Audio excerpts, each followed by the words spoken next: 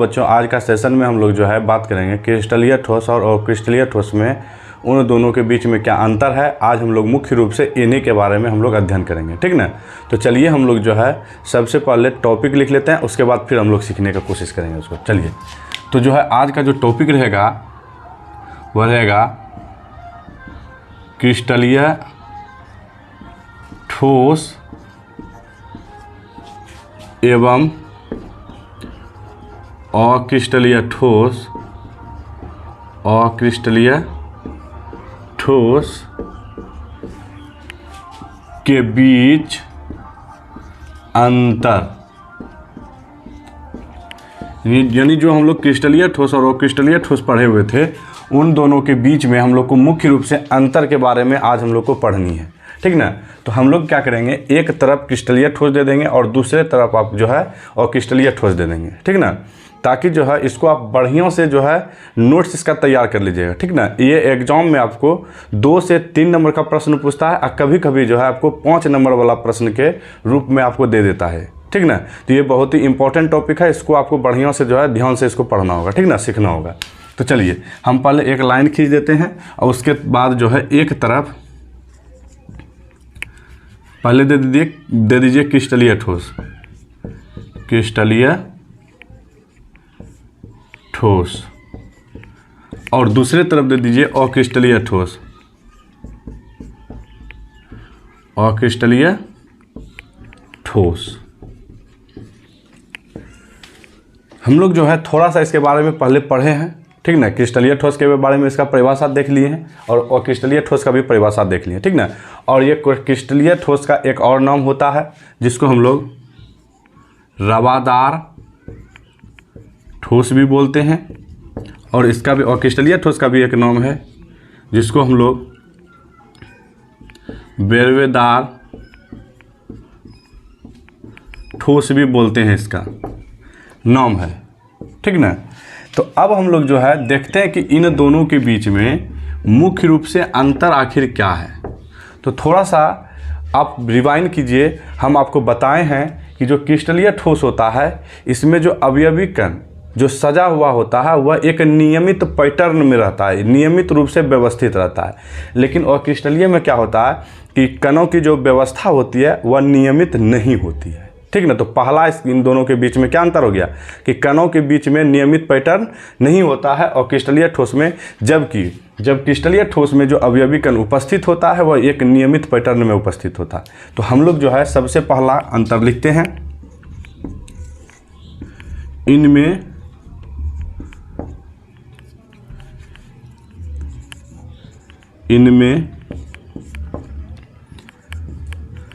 अवयवी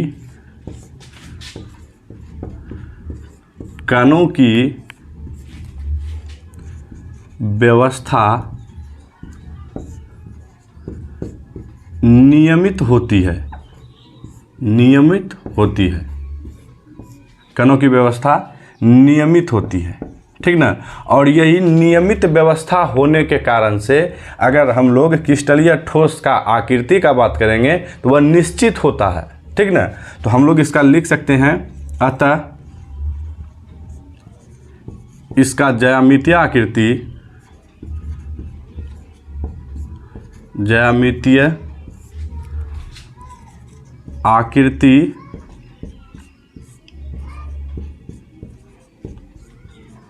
निश्चित होता है, निश्चित होता है।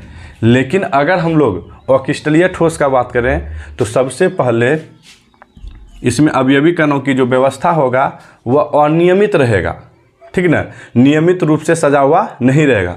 जब कण की व्यवस्था नियमित नहीं रहेगा तो हम लोग सब जानते हैं कि उसका जो ज्यामितीय आकृति होगा वह अनिश्चित हो जाएगा। क्या हो जाएगा? अनिश्चित। तो हम लोग पहले लिखते हैं, इनमें अवयवी कणों की व्यवस्था अनियमित होता है, अनियमित होता है। अतः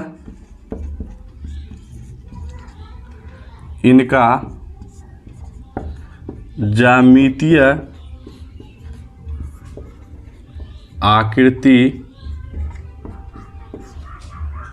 अनिश्चित होता है, निश्चित नहीं होता है, अनिश्चित होता है। ठीक ना। तो पहला हम लोग देख लिए अंतर दोनों के बीच में क्या है, इनमें अवयवी कणों की व्यवस्था जो होती है क्रिस्टलीय ठोस में नियमित होती है, लेकिन इनमें अक्रिस्टलीय ठोस में अवयवी कणों की व्यवस्था जो होती है वह नियमित नहीं होती है। अब यहाँ पे प्रश्न उठ रहा होगा आपका मन में कि अवयवी कण क्या है। तो अवयवी कण थोड़ा सा आप याद कीजिए, हम बताएं आपको कि अवयवी कण जो होता है वह परमाणु हो सकता है या अणु हो सकता है या आयन हो सकता है। ठीक ना, इसी को अवयवी कण कहते हैं। तो अब जो है अवयवी कण समझ में आया, कौन कौन हो सकता है, परमाणु, अणु या आयन हो सकती है। ठीक ना। अब जो है पहला हम लोग जो है देख लिया अंतर इसमें। अब दूसरा अंतर देखते हैं इसमें क्या है। ये जो दूसरा अंतर है, ये जो क्रिस्टलीय ठोस देख रहे हैं, ये जो है निश्चित गलनांक होता है। क्या होता है, गलनांक जो होता है यानी मेल्टिंग पॉइंट जो होता है वह निश्चित होता है, वह एक निश्चित ताप पे ही जाके गलेगा, लेकिन इसका कोई निश्चित ताप नहीं होता है, वह कोई निश्चित ताप पे जाके नहीं गलेगा। यानी कहने का मतलब है कि अक्रिस्टलीय ठोस का कोई निश्चित गलनांक नहीं होता है। तो हम लोग लिख देंगे यहाँ पे इसका निश्चित गलनांक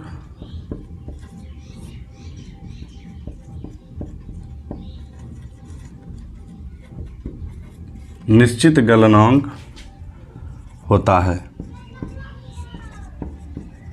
लेकिन हम लोग अक्रिस्टलीय ठोस का बात करेंगे तो इसका निश्चित गलनांक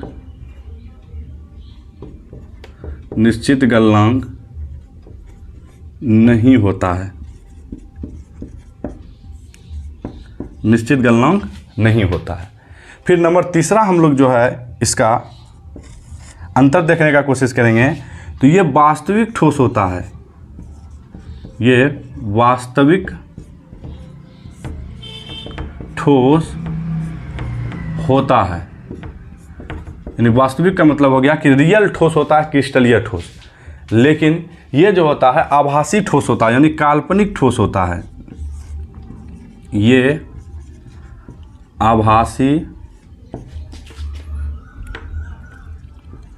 आभासी ठोस या इसी को बोल देते हैं अति शीतित द्रव। शीतित द्रव, अति शीतित द्रव का मतलब हो गया कि यह धीरे धीरे द्रव की प्रकृति के जैसा कार्य करेगा, यानी धीरे धीरे बहेगा। ठीक ना। जैसे कि आप गर्मी के मौसम में देखते होंगे कि एगो जो कैंच आता है, ठीक ना, अब कैंच का खिड़की लगाए हुए हैं तो आप देखिएगा कि जिस जो है खिड़की जिससे नीचे की ओर जो है मोटापन ज़्यादा हो जाता है और ऊपर में देखिएगा थोड़ा सा पतला हो जाता है। तो यानी कहने का मतलब है जो कैंच आपका होता है वह क्या होता है, अक्रिस्टलीय ठोस होता है। तो धीरे धीरे क्या होता है, अति शीतित द्रव भी बन जाता है, यानी धीरे धीरे वो बहने का प्रवृत्ति उसमें पाया जाता है। ठीक ना। तो इसी वजह से इसको आभासी ठोस या अति शीतित द्रव्य भी बोलते हैं, किसको, अक्रिस्टलीय ठोस को। लेकिन हम क्रिस्टलीय ठोस का बात करेंगे तो ये वास्तविक ठोस होता है। ठीक ना। चलिए अब हम लोग नंबर चौथा अंतर देखते हैं इन दोनों के बीच में।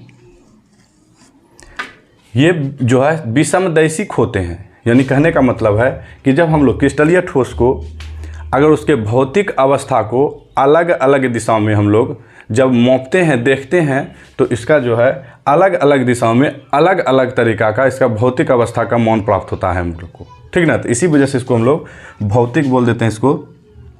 ये विषमदैशिक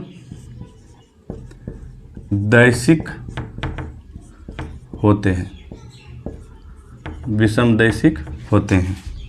लेकिन अगर हम लोग अक्रिस्टलीय ठोस का बात करेंगे तो ये समदैशिक होते हैं, समदैशिक होते हैं। यानी विषमदैशिक का मतलब हो गया कि जो क्रिस्टलीय ठोस में हम लोग सब जानते हैं कि जो अवयवी कणों की जो व्यवस्था होती है वह एक नियमित पैटर्न में सजा हुआ होता है। ठीक ना, नियमित रूप से सजा हुआ होगा। जब उसको हम काट के उसका अलग अलग दिशा में भौतिक अवस्था का मान को हम लोग प्राप्त करेंगे, जैसे कि अपवर्तनांक हो गया, ठीक ना। जैसे कि लेज़र लाइट आप बाढ़िएगा तो आर पार अच्छा तरीक़ा से नहीं गुजर पाएगा, ठीक ना। जैसे कि कणों की इसका जो व्यवस्था होता है इस प्रकार से। आप जल्दी से इसका स्क्रीनशॉट लीजिए, तब हम जो है यहाँ पे ये विषमदैशिक और समदैशिक को आपको समझाते हैं। ले लिए, चलिए अब थोड़ा सा समझिए समदैशिक और विषमदैशिक क्या होता है।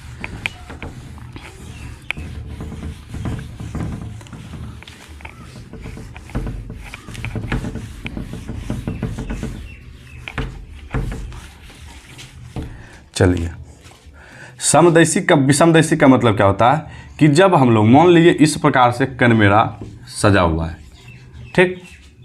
अब ये प्रकार का कण एक इसी के जैसा सजाइए, इसको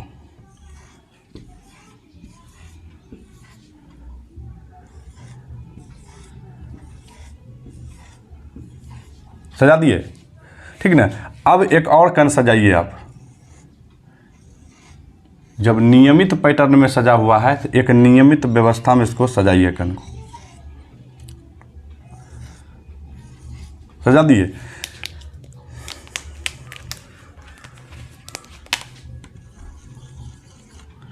इसको इस प्रकार से रंग दीजिए, ठीक ना, ताकि दोनों कण समझ में आए। एगो प्लस है, एगो माइनस आवेश वाला है।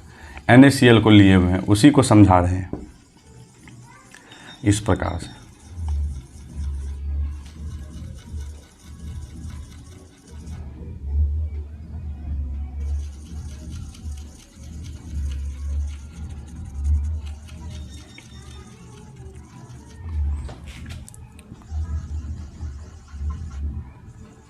यहाँ पे भी बना दीजिए।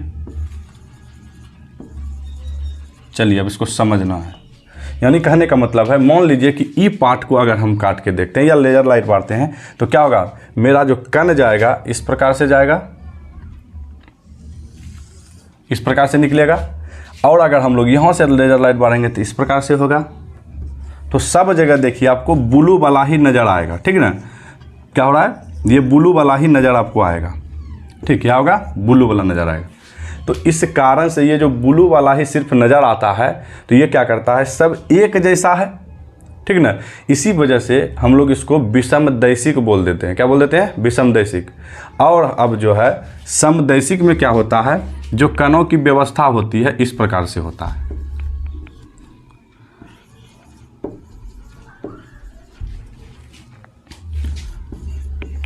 एकदम नियमित पैटर्न में नहीं रहेगा सजा हुआ, ठीक ना। एकदम अनियमित पैटर्न में सजा हुआ होगा कण, कोई नियमित व्यवस्था में सजा हुआ कण नहीं होगा। यानी कहने का मतलब है कि यहाँ पे दो गो अलग अलग है कण और जो है इस प्रकार से है, ठीक। और यहाँ पे देखिए, एगो यहाँ पे जो है ब्लैक वाला है, एगो यहाँ पे ब्लैक वाला है, ठीक। अब एगो यहाँ ब्लैक वाला है, एक ब्लैक वाला यहाँ है, एक ब्लैक वाला यहाँ है तो दूसरा ब्लैक वाला यहाँ है उपस्थित। तो क्या एक नियमित पैटर्न में सजा हुआ है। जिस प्रकार से ये मेरा कण देखिए, एगो में सिर्फ सादा वाला कण था तो सादा वाला है, फिर दूसरा नीला वाला कण था तो नीला वाला है, फिर सादा वाला है, फिर नीला वाला है। और सादा वाला जितना भी है एक नियमित व्यवस्था में देखिए एक सीधा में है, और जितना ब्लू वाला है सब क्या है, एक सीध में है ना। तो इसी कारण से नियमित व्यवस्था के होने के कारण से ये विषमदैशिक हो जाता है, क्रिस्टलीय ठोस। और जो नियमित व्यवस्थित नहीं होने के कारण से ये हो जाता है अक्रिस्टलीय ठोस। इनके कणों की व्यवस्था देखिए, कभी तीन को एक जगह है, कभी एगो यहाँ है तो एगो यहाँ है, नियमित पैटर्न में नहीं है, तो ये समदैशिक हो जाता है। ये विषमदैशिक है, विषमदैशिक है, और ये समदैशिक है, समदैशिक है, ठीक ना। तो अब जो है हम लोग का नंबर 5वां अंतर देखेंगे, ठीक ना। तो चलिए, और नंबर 5वां देखेंगे। ये देखिए दीर्घपरासी में न सजा हुआ था, तो अगला अब अंतर हम लोग लिख देंगे कि इनकी कणों की जो व्यवस्था होती है वह दीर्घपरासी होती है, और अक्रिस्टलीय की जो है शॉर्ट टर्म होता है, यानी कि जो है लघु परासी होती है। तो हम लोग अब लिख देंगे अगला अंतर, इनके अवयवी कण, नंबर 5वां, इनके अवयवी कण दीर्घ परासी होता है, दीर्घ परासी होता है। और इसका क्रिस्टलीय ठोस का बात करें तो इनके कण यानी कौन अवयवी कण, इनके अवयवी कण, इनके अवयवी कण लघु परासी होते हैं, लघु परासी होते हैं। हम उम्मीद करते हैं कि आपको अंतर समझ में आ रहा होगा, ठीक ना।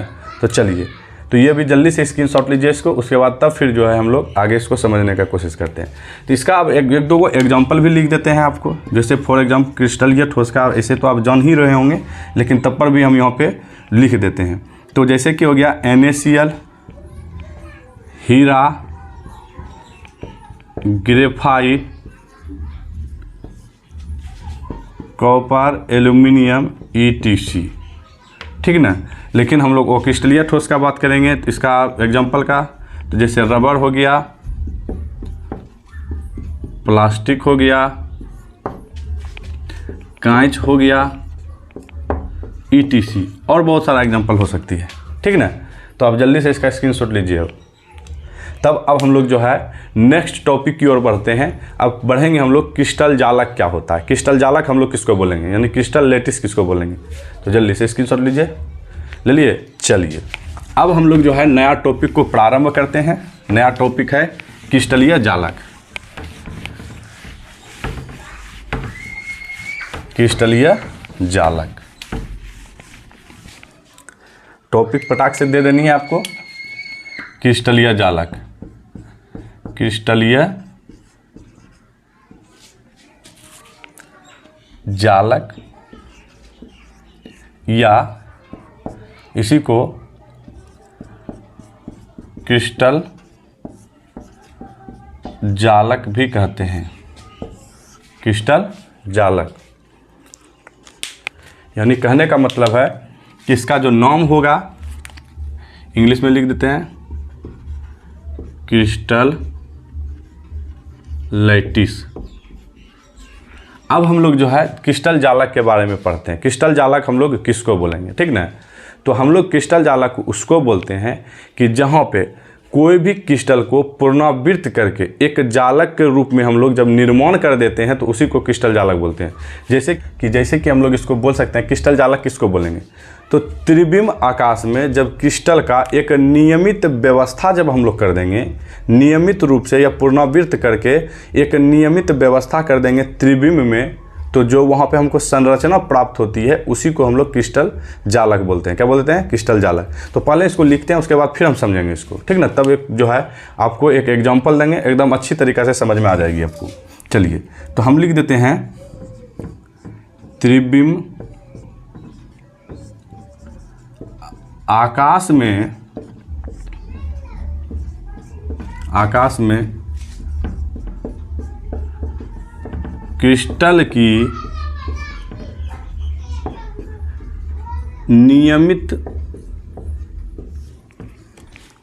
नियमित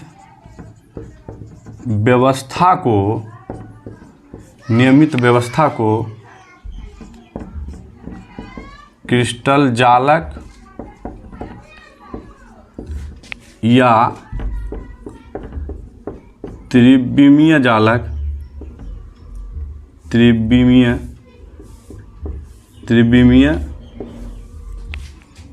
जालक कहते हैं। त्रिविमीय जालक कहते हैं। यानी कि जो है त्रिविम का मतलब क्या होता है कि 3D इसको बोलते हैं, शॉर्ट में इसको 3D बोलते हैं, यानी 3 डायमेंशनल, यानी एक्स एक्सिस में भी होगा, यानी एक्स वाई, ये वाई एक्सिस में भी होगा, एक्स एक्सिस में भी होगा और जेड एक्सिस में भी होगा, ठीक ना।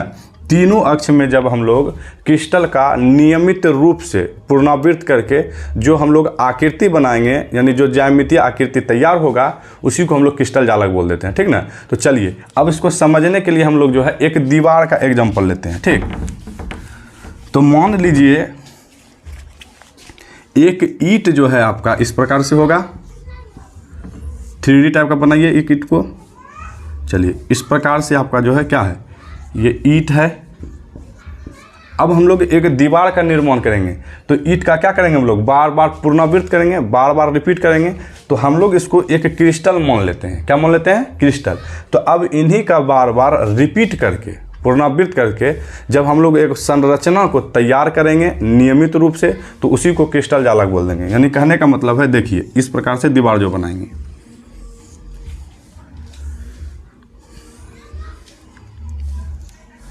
इस प्रकार से,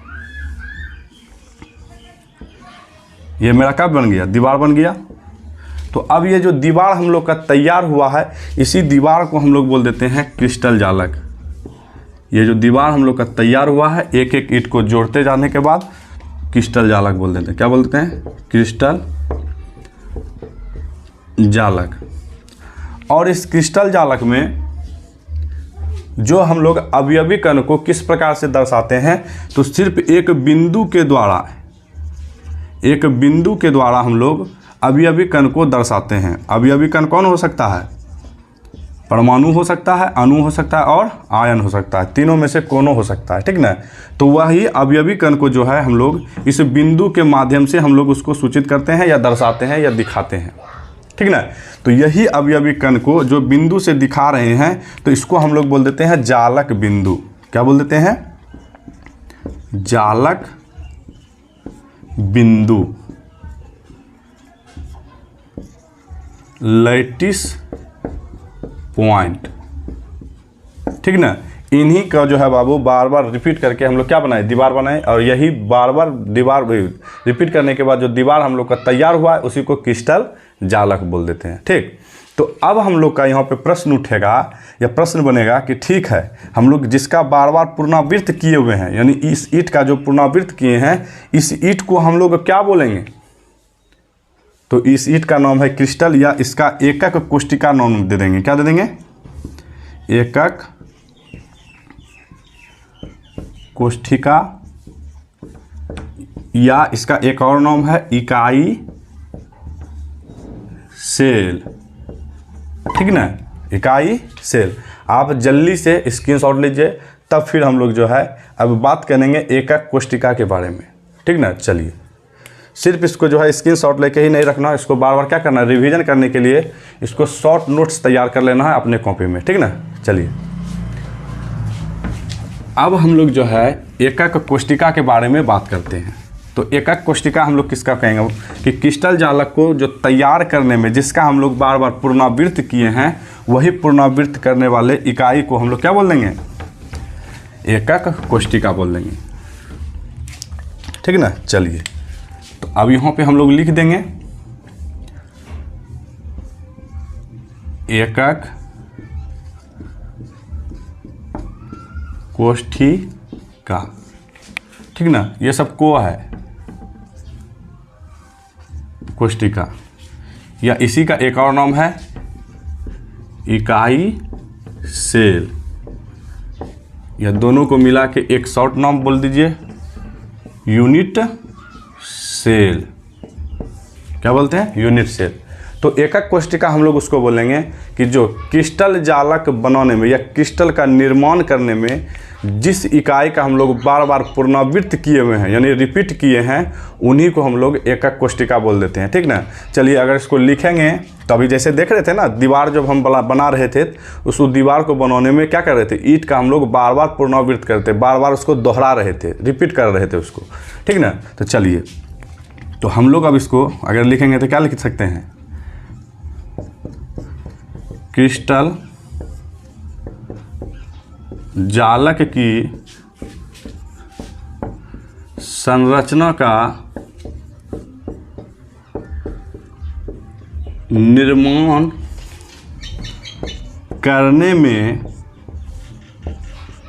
करने में जिस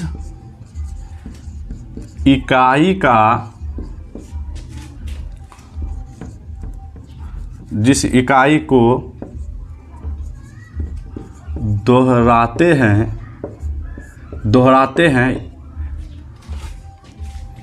जिस इकाई को दोहराते हैं, तो उस इकाई को ही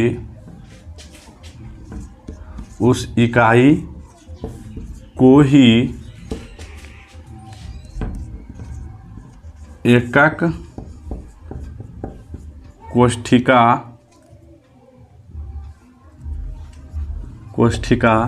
या इकाई सेल कहते हैं। इकाई सेल कहते हैं। अब क्रिस्टल जालक को निर्माण करने में हम लोग क्या करेंगे, जब एक ईंट को, जैसे हम अभी दीवार को बनाने के लिए ले रहे थे, बार बार पुनरावृत्त कर रहे थे और सभी दिशाओं में उसको समान रूप से सजा रहे थे, और सजाने के बाद एक दीवार का निर्माण हो रहा था, यानी क्रिस्टल जालक का निर्माण हो रहा था। तो वहाँ पे जो बार बार जिसको हम लोग पुनरावृत्त कर रहे थे वही मेरा एकक कोष्ठिका है। ठीक ना। तो आज का सेशन में हम बस इतना ही रहने देते हैं। ठीक ना। अगर मेरा वीडियो आपको पसंद आ रहा है तो लाइक करें, शेयर करें और चैनल को सब्सक्राइब करें। ठीक ना। तो अब जो है नेक्स्ट क्लास में हम लोग बात करेंगे एकक कोष्ठिका कितने प्रकार का होता है।